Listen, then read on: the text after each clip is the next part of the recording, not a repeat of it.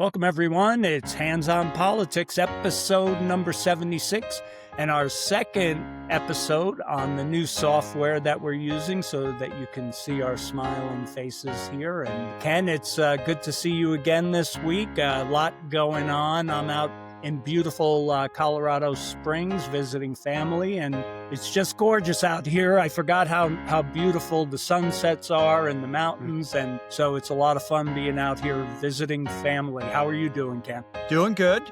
Yeah, I saw some pictures on Facebook with the sunsets out there in Colorado, and I got to tell you, I loved visiting you in Colorado Springs, going to Garden of the Gods and Oh, yeah. several other areas. That was just a beautiful part of the country, and so Yeah. it's nice that you're out there again. Yes, it is. It's nice to be out here. We'll be out here for a little bit. So lots happening. Where do you want to begin? We got a lot to talk about. The Supreme Court has a lot going on. We have healthcare, Trump on the trail. We've got some immigration stuff, narco terrorists. Where do you want to begin? Where I would like to begin is with the birthright citizenship case. Yep, sounds good. Yeah, and I do want to just point this out before we get going. There's a lot of people who complain about Trump talking about he's ruining the Constitution and ignoring the Constitution. But it just seems to me that there's so many court cases before the Supreme Court that the Trump administration has brought forward. I don't understand how somebody could criticize him for doing things unconstitutionally while he's bringing things up to the court. And Yep. he's actually winning quite a few of those things. And so that doesn't sound like he's doing things unconstitutionally. It sounds like he's doing things the right way. Absolutely, Ken, because there have been so many precedents set by out of balance courts. And it started after FDR, where he threatened to pack the courts. And we've gotten a lot of left-leaning courts over the years, and a lot of those precedents are now being challenged. And I think that's a good thing, because there has been nothing more frustrating for conservatives and constitutionalists than having precedents set that don't even seem to be constitutional themselves. They seem to be more politically driven, and they swayed with the winds of the time. So Yeah. birthright citizenship definitely being one of the big ones, because a simple thing like if you and Sherry in your early days, when Sherry was pregnant with Kelsey, and you were traveling in Europe and she happened to have Kelsey in France, does that make Kelsey a French citizen? Or if you were in Italy or if you were in Germany, you had the baby, you two are American citizens, she would be an American citizen, right? It's kind of that same thing here, where people came across the border, had a baby, and they're not even American citizens. And now you're just going to call that baby an American citizen. It doesn't make sense on just the common sense test. But also the 14th Amendment, we always have to look to what was the intent of the amendment, or whatever it was in the Constitution that we're talking about. What's the original intent of the amendment? And the 14th Amendment was to address slavery. And it was talking so that slaves would be considered American citizens because they were brought here against their will. But since they were there, since they were living in the country, since they were having children in the country, the 14th Amendment addresses that, so that politicians who were, very anti, a lot of the southern states, that they couldn't reject the slaves and say they weren't citizens. So the amendment addresses that. And now in 2026, with all of the open border stuff that Biden allowed, and all these people coming in and they're having anchor babies, they call them, that needed to be addressed. And some of the arguments, I don't know if you've listened to them, there's some real interesting questions that the justices are asking. And it's going to be a big deal, this case. So, what are your thoughts?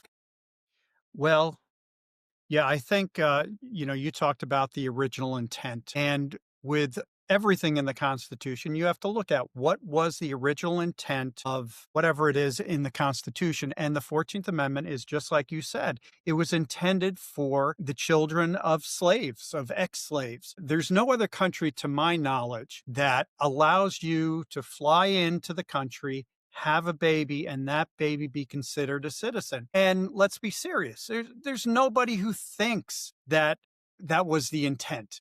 It's absurd to think that it is. However, I've spoken to quite a few liberals who say, "Oh, it's in there, the 14th Amendment.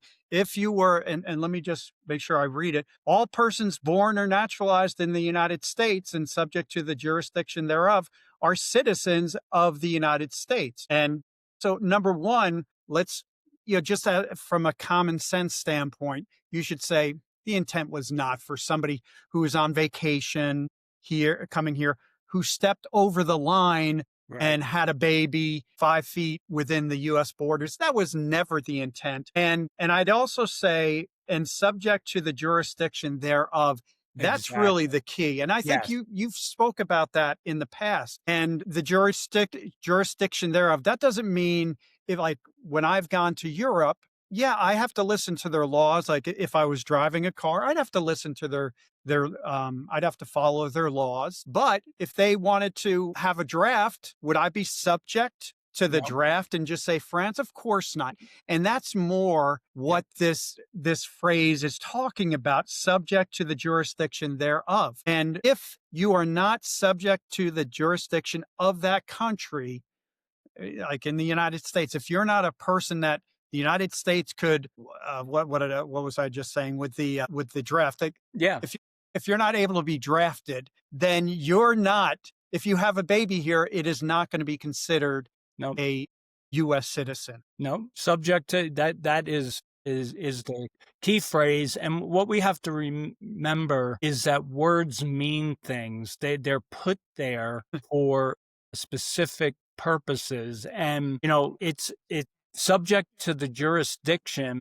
It would be like when two, say, European visitors come here and have a baby. Are those two Europeans subject to the jurisdiction of the United States? Absolutely not. They're here on a travel visa or a work visa. They're not, if they don't have green cards, they're not subject to the jurisdiction of, and they can be sent out for any reason, Hmm. any number of reasons by the State Department. So that key phrase, you can't just pick out phrases that you like and phrases that you don't, because they all link together to form what the intent of the amendment. So it just doesn't pass the common sense Yeah. test, but you have to wonder, why has it been allowed for so long? Why hasn't this been challenged? Why don't politicians challenge it? And I would say both Republicans and Democrats have had a stake in allowing people to come across that border. The Republicans always for cheap labor. They wanted to bring in people from Mexico, and and let's be real, before Joe Biden, most of the people coming across the border were coming across. They were Mexican, Latin. They were coming from the southern hemisphere. There weren't as many people coming from all around the world like happened over Biden's. So the Republicans had they were like, well, we'll just turn our head because it's helping small business. And Democrats thought that because they were Latino or Spanish or Mexican or whatever, that they would automatically vote Democratic, which we've seen is not the case, because a lot of those folks that came years and years ago have really strong life here. They're family driven. They are very American driven. They came here to work, and they came here. They didn't get benefits back then. They had to work. So, the politicians over the years have just allowed it to happen, and nobody has challenged it. But now we have such a dangerous situation with our immigration. We have so many people here that we don't know, and many people that want to harm us, and we've Hmm. caught some of those, thankfully. Yep. But it's time to revisit that, and Trump's administration is doing that. So I think it's a good thing. No, I think it's a great thing. And to your point, when you're talking about the Republicans didn't mind it because a lot of their donors are getting cheap labor. Democrats didn't mind it. That's true. But I'll tell you what, over the last 5 years or so, for definitely during the Biden administration, we've reached critical mass, Yeah. meaning I think we have the most number of immigrants in the country as a percentage of the population, the highest since maybe the 1890s. Yep. So it's Yep. a very, very long time.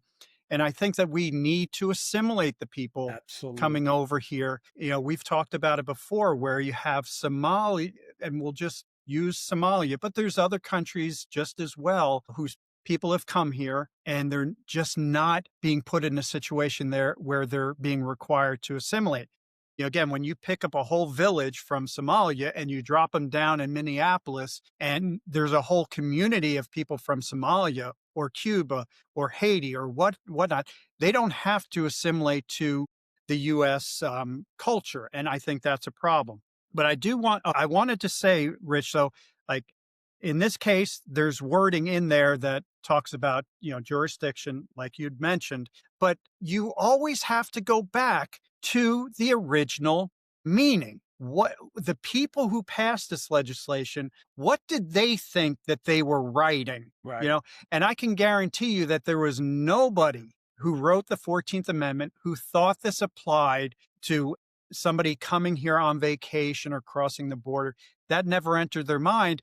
And so if they even thought that it was a possibility, maybe they would have put something in there to say this does not apply to anybody Yeah. except to the children of freed slaves. But you have to be so there's sometimes, or I should say, I've gotten into discussions with liberals who say, well, if you read the text, again, like we said, they're Yep. not reading the full text. But I find it interesting that on something like this, where liberals as they want millions and millions of people to come here illegally, they like to point out, oh, it's in there. But when you talk to them about freedom of speech, Yep. like during the COVID lockdown, Congress they shall not make any laws. They don't want to see abridging the that freedom phrase. of yeah, they well, when Biden disregarded that, oh, that's something else. When it comes to freedom of the press, when the Biden administration was shutting down Yep.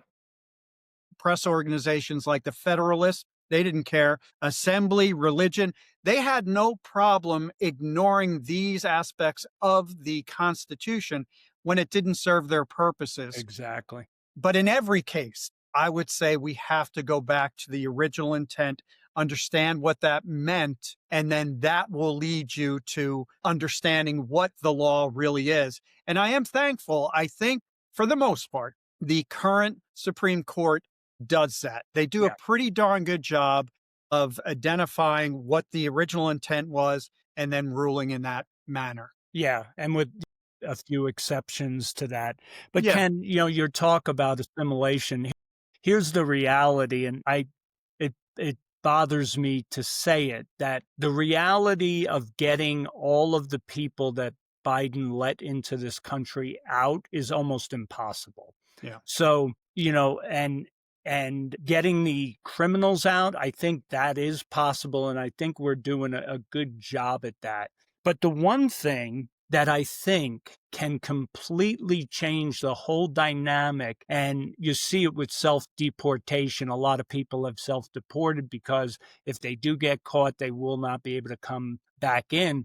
But it's something that most people don't understand, and the Democrats and the left say this all the time. They gaslight this all the time, that illegals don't get benefits. And that's a lie. They do get Hmm. benefits. How else would they be able to stay here? Because I think in the Somalia community, and we talk about that now because there's such a big scandal going on, there's billions of dollars of fraud going on in that community, but over nearly 50% of that community is on federal aid of some, I shouldn't say federal, government aid. So what's Yeah. happening is the federal agencies that send money for things like Medicaid Hmm. go in block grants and the state manages it. And the state has utilized that money to, we saw it when, in the beginning of the Biden administration in New York City. They took over the hotels in New York Yeah. City and they were paying for these people's rooms in New York City. That is a benefit. Now, if we cut all the benefits that they are currently getting, the self deportation would happen very quickly because there would be no way for them to afford to live Mhm. here. Yeah. They would be asking for that $1,000 ticket that Christy Nome talks about in the Yeah. commercials. Hey, we'll send you back. We'll put you on a plane. We'll give you whatever $1,000, move you back to where you came from. Hmm. You'd get a lot more of that if you cut off the spigot. But that's where we start getting into the sanctuary city Absolutely. policies. So again, the federal aid that's going through and then is block granted into the states, they then use their sanctuary laws to justify utilizing those benefits because it's almost like a money laundering scheme because Hmm. the money comes in for a purpose of X. And then they take that money and they move it around because they change the X factor to Y Yeah. at the state level and they considered that legal. So in the assimilation process, the reason they don't have to learn how to speak English and they stay in these groups is because they do pool their benefits. They figure out how to get money out of the government instead of, and I'm sure, Ken, I am sure, because there are Somalia restaurants in Minneapolis, and there are those that break away and want to live the American Sure. life. Of course. But you're less likely to get people to do that if you are giving them such a benefit that in their country that would be considered, they're wealthier than most people in their own country they came from Hmm. on the benefits that we give to them. Yeah. So for them, they're living a wonderful life. So where is the incentive to live the American dream? And that's when people are fighting to get across your border to open up a business or to be free, to live their life with their family and live the American dream.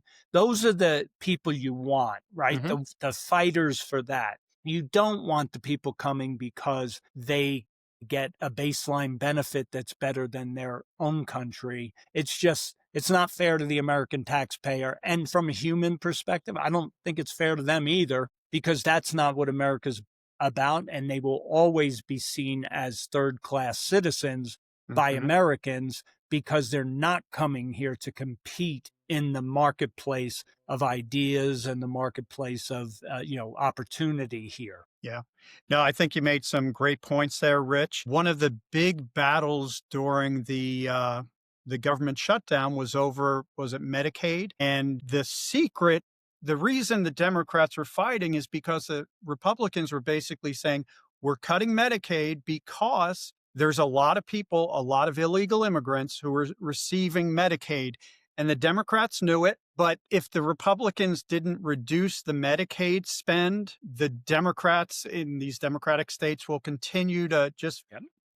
spend that money. So there has to be something to push the Democrats to not deport people because they're not the ones deporting them, but they at least need to work with ICE and work with Yep. Homeland Security to remove people who should never have been here to begin Mhm. with. And I do want to stress your point because the Democrats do what they always do. They claim it's a racist policy because all these people you're deporting are brown people. I would just say we want people here legally, regardless of what they Absolutely. look like.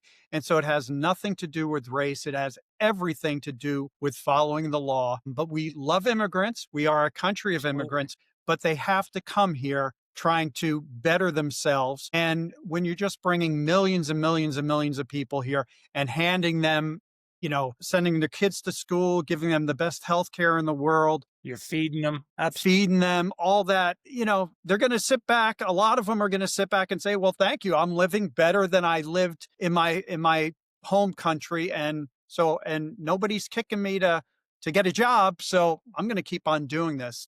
Yep. And they bring their cultural, their cultural norms with them. And for some, that's okay. But as we've talked about, there are many, many imams in these communities, Yeah. especially coming from the Muslim countries, that their intent is not to assimilate. Their intent is to dominate. Hmm.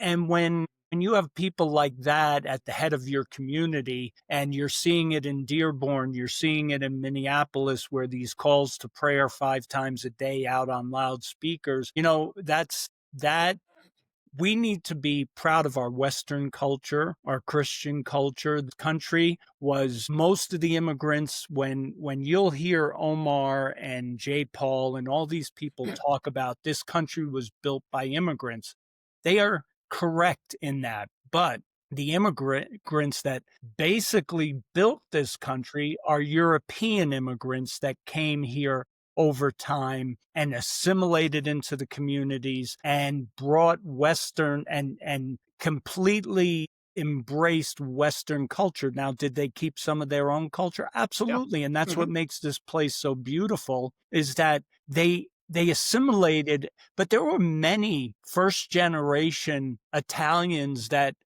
they didn't even want to they wanted their kids to speak English, and they forced kids. And we had people in the Bronx, Ken, that their grandparents were, they spoke just Italian, but they wanted their kids to speak English because they knew that was the way to get ahead in America. And that's how most European cultures came in Yeah. to take advantage of the American dream. We're not seeing that anymore. We're seeing this.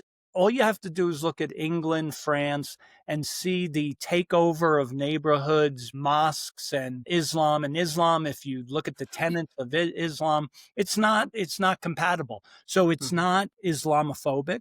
It's Mm-mm. simply looking at what they're saying. When Yeah. somebody tells you who they are, you listen and you say, is that good for us, or is that not good for us? And I come to the conclusion it's not good for us. I want people coming here and assimilating. Can they have their own mosque or whatever? Yeah, they practice their religion over there, but I don't want them saying that, like in Dearborn, that no longer white Christians are welcome there and they don't get a say because the entire city council now is dominated by you know, uh, Muslim practicing individuals. So now they think that they take advantage of our freedom and our protections to absolutely turn our places upside down. There should be nowhere in America that you can't go as an American and feel unwelcome. And the only place we've had that issue is usually poor neighborhoods, inner cities,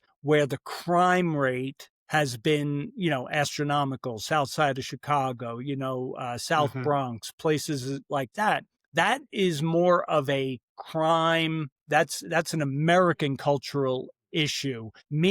I should be able to go over to the Riverside complex in Minneapolis and walk through there, stop in, go to a store there that somebody owns without being, like looked at and like, what are you doing here in our neighborhood? Everybody should be able to go into whatever neighborhood they want in America. This is America. Hmm. So, it's this Yeah. whole Trump has put a pause on, I forget how many, you have the number, Ken, how many Yeah. third world and certain types of countries. And he's addressing this, but again, he's being painted as a hater of, he's a racist and this and that. And it's no, he's protecting the American cultures. Yeah. Yeah. I think we talked about it previously. Is we've had so many people coming in here that we have to slow down. Yeah, absolutely. And Trump, I guess, what do you have about 11 countries earlier in the year? He said, okay, we're going to pause the immigration from them. And then just in December, he added, we're up to 30 now. But these are countries like Haiti, Iran, Mhm. Libya, Somalia, Sudan, Yemen, Laos, Cuba. Again, there's probably some very nice people there. But if you go to our US State Department website and say, oh, how is it? Can I go on vacation to Haiti? They'll say no. Mm. Now, I don't think that's racist. I think it's just purely objective. They say this is a dangerous country and it's not safe for you to go there. There's also other countries like Somalia who are known to be massively corrupt. Yeah. And so, listen, we need to just stop, Yeah, and we can't vet reevaluate. these people. We can't vet them because either the governments don't cooperate or they don't have records. Yeah, exactly. And that's what the Biden administration promised, that these people were vetted from Mhm. Somalia and from Haiti and from all Afghanistan. Just think about Afghanistan. I Yeah. mean, we dropped bombs and blew them to the 15th century. They don't have ways. It's not like, oh, Richie Hand, let me Google Richie Hand, and it'll tell me where you Yeah. live and how many times you're arrested and all this stuff. You don't get that type of information from many of these third world countries. And so how do you find out about them? You literally ask them questions. Have you ever been a terrorist? No. Do you ever plan to be a terrorist? No. Do you know anybody who's a terrorist? No.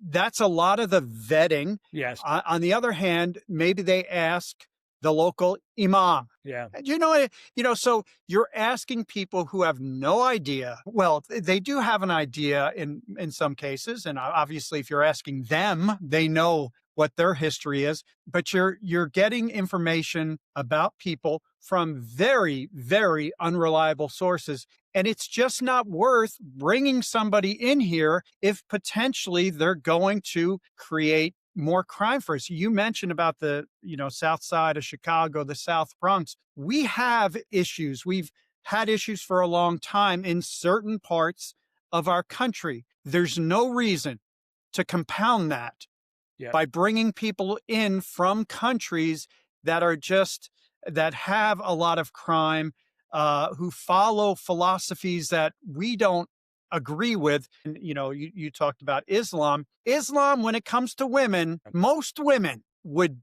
disagree with the tenets of Islam as they relate to women. They are second class citizens. Their opinion doesn't qualify as strongly as a man. Like one man can testify in a court of law, but it takes two women. It's crazy things like this. So yeah. So I guess just to kind of wrap it up, I'm glad that Trump is taking a break. We need to continue to remove people who shouldn't be there, and we need to be careful with whoever we're bringing in, and we have to make sure that they're going to help the United States and they're not going to be a drain on society. Yeah. No, absolutely. Well said, Ken. Let's go back to the Supreme Court. One other thing that I think that is going to be it's going to be controversial on the left, but it's going to make total sense to us constitutionalists, is the case against the administrative state. Trump has tried to remove somebody from, I think it's the FTC or It the, is the yeah, FTC, Federal Trade Commission. Communications Commission. FCC, No, maybe, whichever. It's one of the alphabet agencies. These third party, let's just set the stage.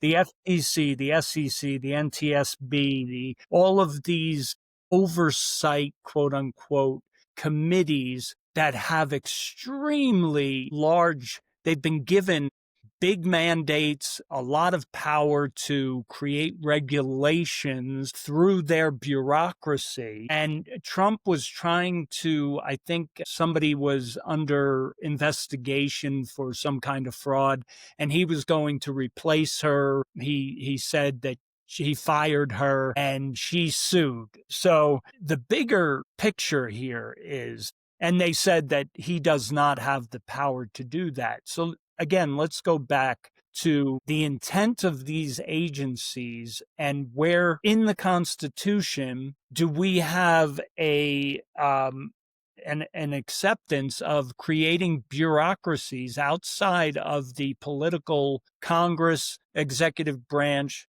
judicial branch, creating agencies that are independent and do not answer to the voter. Hmm. So me and you can't vote on who's running the FTC, the FCC, the NSBA. Those agencies run quote unquote independently of the political, and the intent of the Congress that put these together, that codified these agencies, was, well, these are political issues and we'll put non-political people in charge of them. So in theory, they are not going to have a political stake. They're going to do what's right for the country. And we know that all of these agencies have a political leaning to them. It's just the nature of people. Hmm. And so when the president, and they're part of the executive branch because it's the implementation of policy. And when Trump says that he's running to reduce regulations and the people say, yes, we want to reduce regulations, and then he goes over to the Federal Trade Commission and he wants to reduce regulation on these financial services industries or whatever the case might be. Hmm. And then he's told, and the FTC says, nah, we don't like that, so Hmm. we're not going to do. So what's Trump supposed to do? Is he supposed to just go, oh, well, now I can't do anything? Or can he say, these people aren't representing the people that voted for me. So as the executive of the executive branch, as the CEO of the executive branch, I'm putting people in Hmm. that are going to implement my policies because we are going to reduce regulations on the financial industry for XYZ. And so it it just makes sense that the executive would be able to change the leadership of those branches if they are not adhering to what the people wanted. Otherwise, you have a tyranny of bureaucracy, and it's like the European Union, right? All these Yeah. countries belong to the European Union, but they couldn't vote for the people running the European Union. It's insane. Hmm. They're creating regulation just like these guys are. So the arguments are being made, and there were some great questions. I think I heard questions from Alito and Thomas. It doesn't sound good for these agencies, which is a good thing for us because they were questioning, how can the voters implement policy if we have these people standing in the way, and the president, who's responsible for that, has no power to remove them? How does that, how is that republic? How is that democracy? How is that helping the American people? Again, Trump is challenging all of these long-term political precedents Hmm. Hmm. that have hurt our country to the nth degree. And I think it's a good thing. And I think we're going to see the administrative state be at the mercy of the political state, which is the way it should be. Yeah, exactly. And again, this shows you a lot of the criticism that Trump receives about ignoring the Constitution. What he's trying to do, he's pushing the envelope. Yes, have there been many presidents who have just accepted the status quo? Yeah, there Yeah, have been. Trump is not accepting the status quo. That's not the same as saying he's not accepting the Constitution. right. I would argue he is looking at the Constitution. He's saying all of these administrative agencies are unconstitutional. I'm going to test it. I'm going to fire this person from Rebecca Slaughter from the FTC, Yep. and it's going to go to the Supreme Court, and the Supreme Court is going to rule. I'm optimistic. I'm not going to count my Yeah. chickens Oh, before no, they you hatch, but never I'm do. Yeah. optimistic. But he's doing it the right way. And it's really scary if you think, a lot of Democrats especially like to talk about we're a democracy, right? Well, democracy means that the people have a say in how we are governed. And what these administrative agencies are doing, it's saying, if you don't like how the uh, FTC ruled on something, or the SEC, or the Federal Communications Commission, if you don't like it, what do you do? Well, you could elect a president that agrees with you, but that doesn't do anything No. because they're insulated from the president. Oh, you can elect a congressman or congressperson. Can they do it? No, they can. You can elect a senator. Well, they can't do anything. So it's very clear. It's very obvious that this is not the intent of the original intent of the Constitution to create all these executive administrative departments that we have absolutely no say over and there's nothing we can do about it. So again, Trump is doing the right thing. I'm hopeful that he wins in court. But again, the bigger picture for those of you who are being told that Trump ignores the Constitution, no, he's actually promoting the Constitution with what he's doing with these independent agencies. Yeah, and Ken, these agencies were put together because of politicians without backbones. Politicians do not like to take firm stands when it comes to certain issues. They don't, they get elected, and what they immediately start doing is setting up for, is this going to get me reelected? Yeah. Is this, Hmm. it's all about elections for them. And the more policy you create, the more votes that you have to take, the more the voters understand what you're doing, which is a good thing. But politicians hate doing things that are controversial. So these are the types of agencies that they put together through law. Oh, they created them. Yeah. They've through law. The mechanism to change them has become, you now have people coming in, like new president comes in, and it's just like the bureaucracy in DC and any agency, the Department of Education, Commerce, Treasury, you name it. If they know how to slow down a president. And what the president has to do is he has to change the whole bureaucracy in order to implement their policy. And that's what they've been doing. He's been challenging that as well.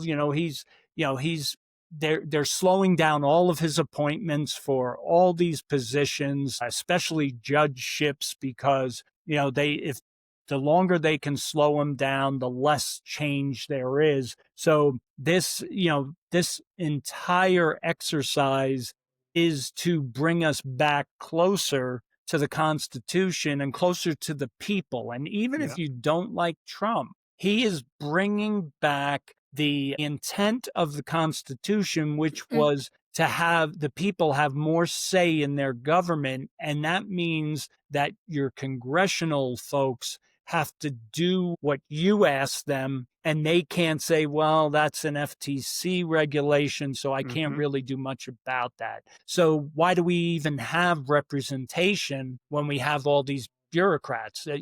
Why are we voting? Because it seems like the administrative state is on autopilot, and it doesn't matter who you have in office. And that's really the question. Did the Constitution intend that the people that we voted for had no impact on the way we were governed? Hmm. And that's as simple as the administrative, challenging the administrative state is it's undemocratic. Yeah. And it takes the power away from the people. It doesn't bring the power closer to the people. So it's going to be I think there's a lot of positives for the Constitution coming up. But just one little side note, Ken, and it drives me crazy because, I didn't like Ginsburg. Gosh, RBJ, Yeah, RBG, yeah, Ruth Bader Ruth Ginsburg. Bader Ginsburg. I didn't agree with her philosophy, but I respected her understanding of the law, the Constitution, precedent. I would never, and I would even go so far as, Kagan and Sotomayor, they have credentials, but this Ketanji Brown, she is a complete emotional animal. She's Mm, a political animal. absolutely. All of her, she's even been addressed by Comey Barrett as being like she is undermining the respect of the Constitution, or the respect of women and lawyers Yeah. and skill sets and understanding and knowledge. She's completely political. She doesn't, her questions on some of these. It's almost like she's advocating instead of trying to, most of the judges are asking for hypotheticals that address constitutional issues. Hmm. She actually gets in there and kind of talks the political side of it, not the Yes. legal side. And she's just not competent to be a Supreme Court justice because of her absolute political leaning and her willingness to put law to the side because it feels better to address an issue a certain way because we can't hold people accountable, or that's too harsh to our underserved communities, whatever the Hmm. case might be. These cases have really shown what a bad choice she was, and she was she a Biden appointee? I think she Oh, yeah. was, right? She's relatively new. And boy, she is really disturbingly undermines the women Yeah. in any platform. Yeah. She is a DEI hire if there ever was a DEI hire. Yeah. When I think about the Supreme Court it's a court, right? And they have cases that come before them and they decide the case based on either the Constitution or the law in front of them or a combination of the two. That's what Supreme Court justices are supposed to do. And I always wonder, like RBJ, Ruth Bader Ginsburg, or KBJ, I wonder what are they using as the basis of their decisions? And I once heard, not too long ago, somebody say, they're supposed to do justice. Do justice. What does that mean? And I Mhm. think what they meant is they're supposed to look at a case and do the just thing. Like if you have two sides and like, oh, this person's an underdog, do justice and help the underdog. And nothing could be further from the truth. Yeah. The Supreme Court has cases come before them. They decide them again based on the Constitution or the law. It doesn't matter if the justices agree with the end result Right. or not. They have to decide based on the law. So for example, going back to birthright citizenship, maybe all 9 justices will say, I think we should have birthright citizenship because I think it's the right thing. But then they look at the law and they say, well, the original intent was really for uh, the children of freed slaves. Yeah, we can't give birthright citizenship. Like politically, I'll vote for a politician who wants to pursue that. Right. But from a Change the legal Constitution. yeah, from a Absolutely. legal standpoint, I can't agree with Yeah. that. And that's it's so you're right. And all these things that we're talking about, if you don't like it, there is a remedy, and that is to Yes. change the Constitution. That's The remedy should never be to get enough liberal justices on the court who are sympathetic to liberal causes to get them to change it. That we are not 5 out of 9 justices should not be determining how the United States, how we run yeah. our lives in the United States. Yeah, it's a tyranny of 9. And that's how the left has used the Supreme Court because most of their issues are not accepted by the politic or the body politic. So the only way they can get some of these through Hmm. is by using the tyranny of 9, and it's actually the tyranny of 5.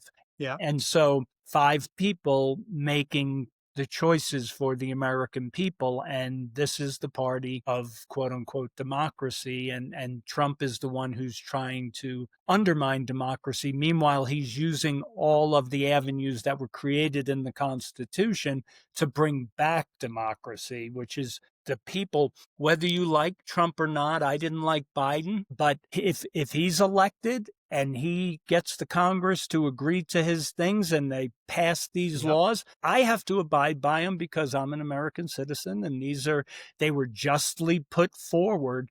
But when you have 5 justices, using a case precedent to change law, that's not what the Mm-mm. Constitution intended. The Constitution was very much, it was wanted, the reason the Congress goes every 2 years for elections is because they wanted the people to be able to hold their representatives accountable Hmm. every 2 years. And they didn't want it to go, every 6 years and then they have to wait 6 years. Every 2 years, they Yeah. have to answer to the people. And that is why all the laws come out of the Congress. Hmm. And then you have, your Senate that is there to kind of look at it from a bigger picture and a more national type setup. But even that, it used to be, Ken, until I forget what amendment changed it.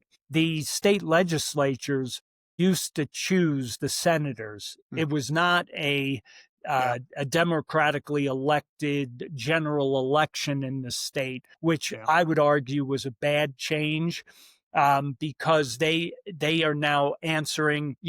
Their the original intent was to protect the state's rights Yes. as opposed to move an agenda forward at a national level, which is what has happened in the Democratic Party. They use the Senate as, again, like a tyranny of five.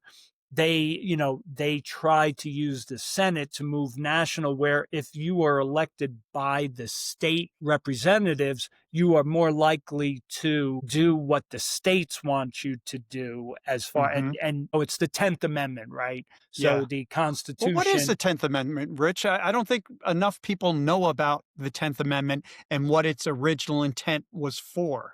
Oh, absolutely. We had all these states. We were trying to bring them into a more perfect union, and the states wanted the power kept close to the people. And in order to get them to create this national government, anything that was not explicitly written in the Constitution for the national government to do, which was basically defense, trade, interstate commerce, that there were very, very limited responsibilities of the Hmm. national government. The states wanted to maintain their rights to operate the way they wanted to operate. And so the 10th Amendment basically just states that all powers not granted in the Constitution remain with the state or the people. And we've gotten away from that. Like, we now look to the national government as the end all be all. And Hmm. on some things it should be, and on other things it shouldn't be. But to date, we still have an incubator of 50 states. So, and you'll see it happening, people moving from New York, California, Illinois to places like Florida, Tennessee, North Carolina, South Carolina, where states operate more conservatively, they take less taxes from you, and they can move. And that was the founders, the founding of this country was based on, the individual rights of people and of states' rights, and Hmm. that we would have 50 separate states working together for, the purpose of defense and all that. So it's a beautiful system, but we've Hmm. allowed the government to do, when the government can tell you how much water you can flush through your toilet in a state, it's ridiculous. We've Yeah. gotten to the point where, it's way out of bounds, and we're doing way too much and expect too much at the federal level. But that's why we have so many problems. Well, and excuse me, one of, I brought up how Democrats claim Trump is, being unconstitutional or whatever, running the country, ignoring the Constitution. I'm going to bring it up again. I would argue that Democrats and liberals are so upset with Trump because of things like the Supreme Court, which they used to have control. Like, we Mhm. had a liberal court for a long time Yep. that would implement things that were not in the Constitution. And so now that we have and we call it a conservative court, but that's Yeah. really not the proper term. It is a court that interprets the Yeah. Constitution and the law. But liberals and Democrats are up in arms, like, the Supreme Court is ruling, they're interpreting the Constitution like they should, which is overturning a lot of their most precious the most precious things that they have won. They Yeah. never should have won them. They Right. wouldn't have won them if it was put out to a vote. But so they're very upset with the Supreme Court. They're also very upset with what we were talking about earlier, and that's independent agencies, the administrative state. Trump is pushing back against them. But again, he's pushing back against these two very undemocratic uh, organization, and they're upset that the people are deciding things. And let me let me contrast what we're talking about. um we're talking about what Trump is doing, and he's getting the approval of the Supreme Court is looking at it and ruling that what he's doing is constitutional. During the Biden administration, he did something for hundreds of thousands, if not millions of students, where he said, hey, and by the way, he did this around election time. And he's like, I'm just going to write off all of your debt, or at least most of your debt. And he used a law that was written in like 2003 that was for people who were going over to Iraq for Desert Storm and all that, where a law was passed that said, we can postpone your Mhm. repayment of loans. And so that law, and Joe Biden said, let's just apply that to everybody, and we're going to write off everybody's loans. It's like giving away candy in exchange for votes. And so that is definitely unconstitutional. And the Supreme Court came in and they said, no, you can't do it. Joe Biden did it again. He changed the method he did it, but the Supreme Court came in and said, no, you can't do it. And just recently, the Supreme Court, because Donald Trump said, we're not doing that. We are not going to have people who never went to college, mechanics and carpenters and electricians. We're not going to have them pay off the loans for people who are going to get a woman's degree, or, whatever, some basket weaving degrees. We're not going to do that. And so people who wanted the government to write off their loans sued the Trump administration, and the Supreme Court said the Trump administration is right. They do not need to write off these, Yeah. they, You took on the debt legally, you're going to pay it. yeah. Yep. All right, Ken. So let's pick one more topic and then we'll wrap it up. Where do you want to go? I, or we could talk on a couple of issues. Let's Trump on the trail. I think he listened to one of our podcasts where we said that for the midterms, he should treat it like a national election. He started out, he went out to PA. He's going out there selling what is happening. We're in the transition. We're fixing what has been broken for the last 4 years with inflation and, high costs for everything. He's brought down, traveled across the country and, left from $3.20 a gallon in New York. And when we came across, I think it was Kansas, it was $2.29 or Wow. 239, somewhere Yeah. in the below 250. Mine was 243 yesterday when I filled up. 243. 243. So that is going to uh, move into the economy because if we think about it, diesel costs are way down. So diesel is part of the expense. So as now truckers are bringing stuff across the country, their fuel prices are lower. So when they're bidding for the contracts to move goods across the country, so if you build a widget and you need to get it from Colorado to New York, the price of getting it from Colorado to New York has gone down because now the trucking company is going to say, hey, instead of $1,000 in fuel, it's now $500 in fuel, or whatever the case might be. And so that extra money is now going to be available for whether it's reduced pricing, profitability, whatever the case might be, more money into the economy. So there are a lot of things that are happening that people aren't feeling exactly in the grocery store, but you don't hear them talking about eggs anymore. They're talking about beef, and beef is definitely an issue, but there Mhm. are some fundamental issues with that need to be addressed. But overall, prices are starting to come down. I think they're going to lower interest rates again. The Fed is probably going to go a quarter point down. So there's a lot of good things, tax breaks, no tax on tips, no tax on Social Yeah. Security. So when people do their taxes this year, they're going to find more money in their pocket and they're going to have more income, which people don't understand. Prices never stop going up. You're not going to go back to prices prior to inflation. There's always an inflationary component because of just growth.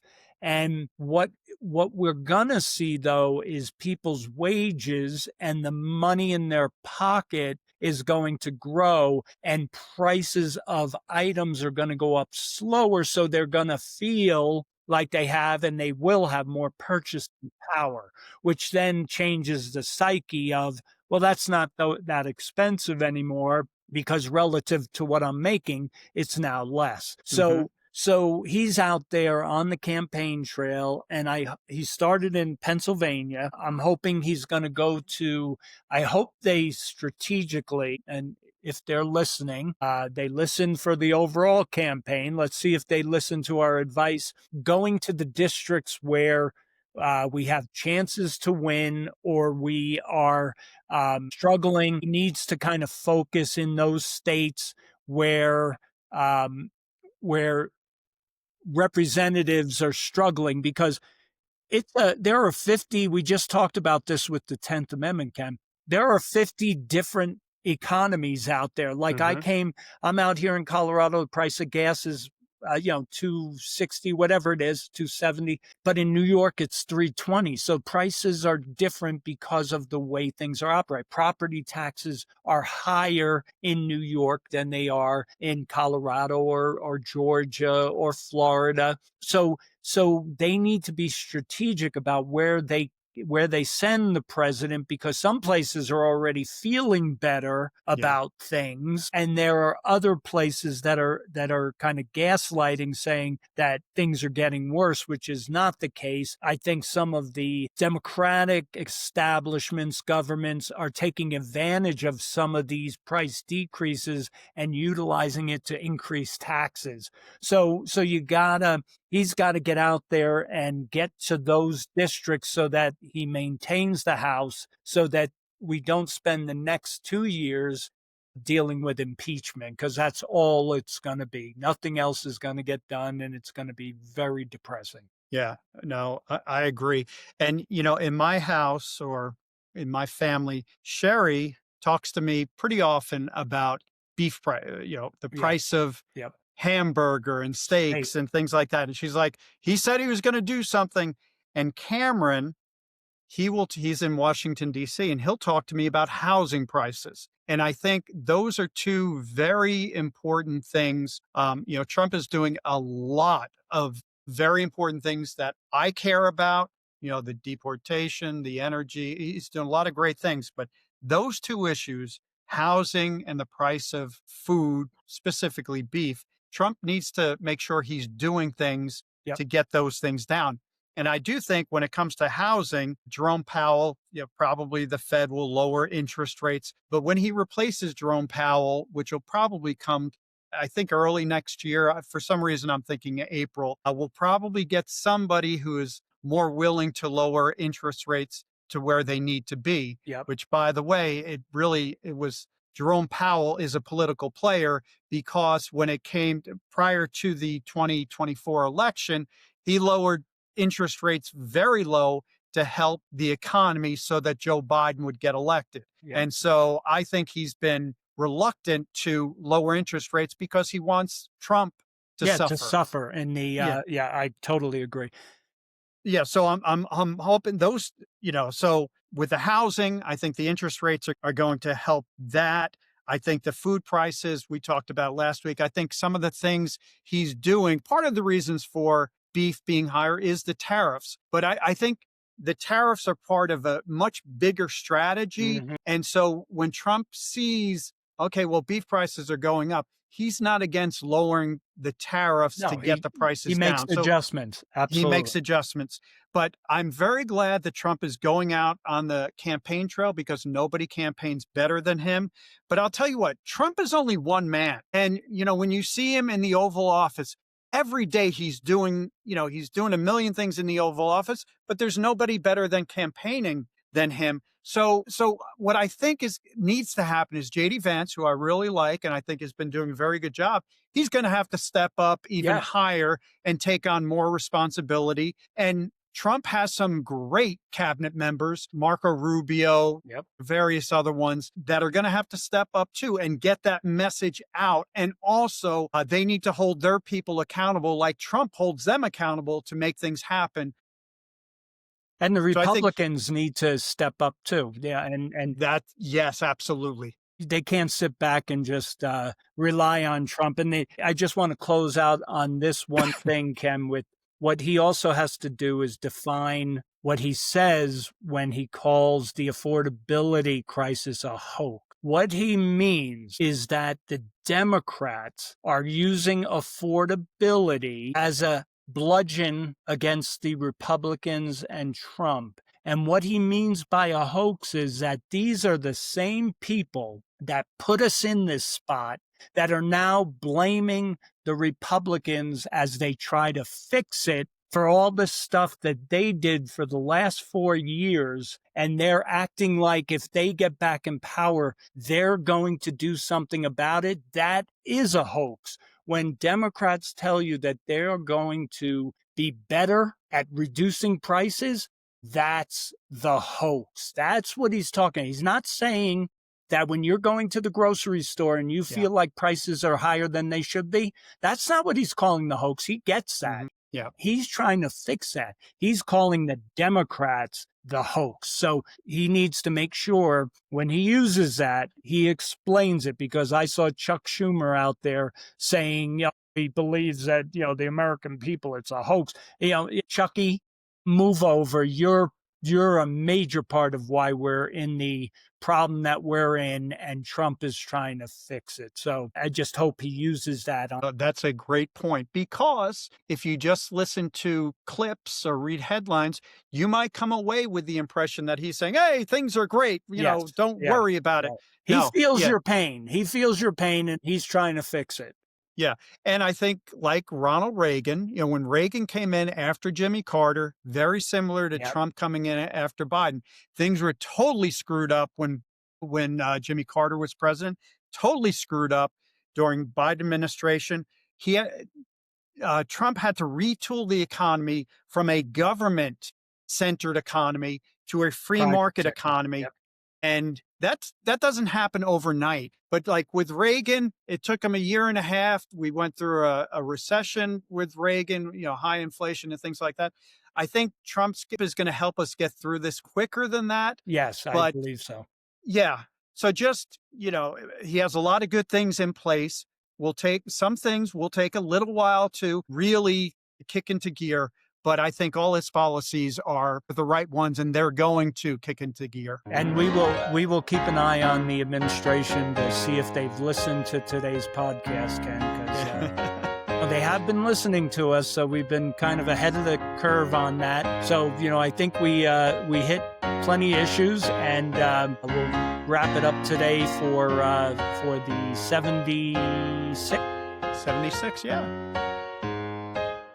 We're considering, for those of you that are watching, we may bring in some guests as we move forward, depending on if we stay with the video format. But give us some feedback on Ken and Rich here on Hands On Politics. And Ken, I'm looking forward to next week, and I'm sure there will be plenty to talk about next week. Absolutely, Rich. Same here. Hey, by the way, I'm going to New York for a few days. Nice. I'm going to visit Gina and Philip. Have a good time. Give everybody big hugs. And if you see Aunt Dot and Uncle Ray, give them big hugs from me. Absolutely. I absolutely will. All right, Ken. Thanks, everyone, for listening to Hands On Politics. Couple of brothers from the Bronx talking about politics, making politics understandable for those who want to understand politics. We'll see you next week. Take care, Rich.